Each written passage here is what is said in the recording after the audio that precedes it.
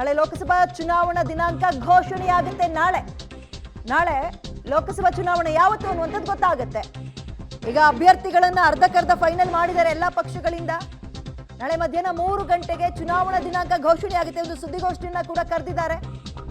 So ಇಲ್ಲಿ ತನಕ ಇದ್ದಂತಹ ಪ್ರಶ್ನೆಗೆ ಉತ್ತರ ನಾಳೆ ಸಿಗತ್ತೆ. ಯಾವಾಗ ಎಲೆಕ್ಷನ್ ಅನ್ನೋದಕ್ಕೆ ಉತ್ತರ ಸಿಗತ್ತೆ. ನಾಳೆ ಮಧ್ಯಾಹ್ನ 3 ಗಂಟೆಗೆ ಚುನಾವಣಾ ದಿನಾಂಕ ಘೋಷಣೆಯಾಗುತ್ತೆ. ಯಾವತ್ತು ಚುನಾವಣೆ, ರಿಸಲ್ಟ್ ಯಾವಾಗ, ಎಲ್ಲಾ ಕುತೂಹಲಗಳಿಗೂ ತೆರೆ ಬೀಳತ್ತೆ ನಾಳೆ.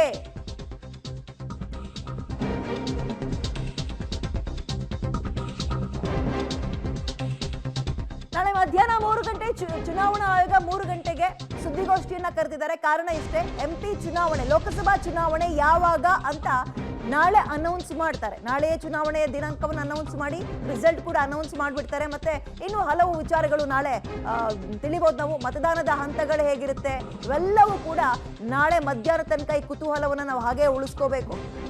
ನಾಳೆ ಮಧ್ಯಾಹ್ನ 3 ಗಂಟೆಗೆ ಚುನಾವಣಾ ದಿನಾಂಕ ಘೋಷಣೆ ಆಗುತ್ತೆ. ಒಂದ್ ಕಡೆ ಮಗದೊಂದು ರಾಜ್ಯಕ್ಕೆ ಮೋದಿ ಅವರು ಎಂಟ್ರಿ ಕೊಡ್ತಾ ಇದ್ದಾರೆ. ಚುನಾವಣಾ ರಣಕಹಳಿನ ಕಲಬುರಗಿಯಿಂದ ಊದ್ತಾ ಇದ್ದಾರೆ. ಮಗದೊಂದು ಕಡೆ ಚುನಾವಣಾ ಸುದ್ದಿಗೋಷ್ಠಿ ಯಾವತ್ತು ದಿನಾಂಕ ಅನ್ನುವಂಥದ್ದಕ್ಕೂ ಕೂಡ ಅನೌನ್ಸ್ ಆಗುತ್ತೆ.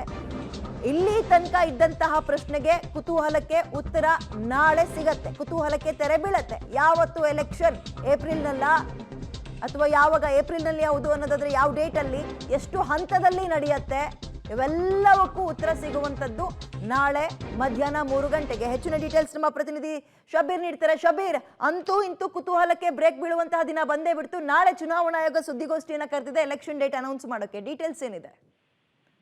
ಹೌದು ವಿದ್ಯಾ, ಇದು ಸಾಕಷ್ಟು ನಿರೀಕ್ಷೆಗಳು, ಕುತೂಹಲಗಳಿತ್ತು. ಯಾಕೆಂದ್ರೆ ಬಹಳಷ್ಟು ವಿಳಂಬ ಆಯ್ತು. ಕಳೆದ ಲೋಕಸಭಾ ಚುನಾವಣೆ ಸಂದರ್ಭದಲ್ಲಿ ಮಾರ್ಚ್ 10ನೇ ತಾರೀಕಿನಷ್ಟೊತ್ತಿಗೆ ದಿನಾಂಕವನ್ನ ಕೇಂದ್ರ ಚುನಾವಣಾ ಆಯೋಗ ಘೋಷಣೆ ಮಾಡಿತ್ತು. ಈ ಬಾರಿ ಯಾವಾಗ ಘೋಷಣೆ ಮಾಡುತ್ತೆ ಅನ್ನುವಂತಹ ನಿರೀಕ್ಷೆಗಳು ಕೂಡ ಇತ್ತು. ಆ ನಿರೀಕ್ಷೆಗಳಿಗೆ ಈಗ ಚುನಾವಣಾ ಆಯೋಗ ಉತ್ತರವನ್ನ ಕೂಡ ಕೊಟ್ಟಿರುವಂತದ್ದು.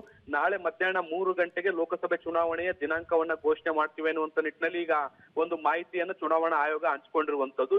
ಯಾವಾಗ್ನಿಂದ ಚುನಾವಣೆ ಘೋಷಣೆ ಆಗುತ್ತೆ ಅನ್ನುವಂಥದ್ರ ಬಗ್ಗೆ ಈಗ ಸದ್ಯಕ್ಕಿರುವಂತಹ ಕುತೂಹಲಗಳು.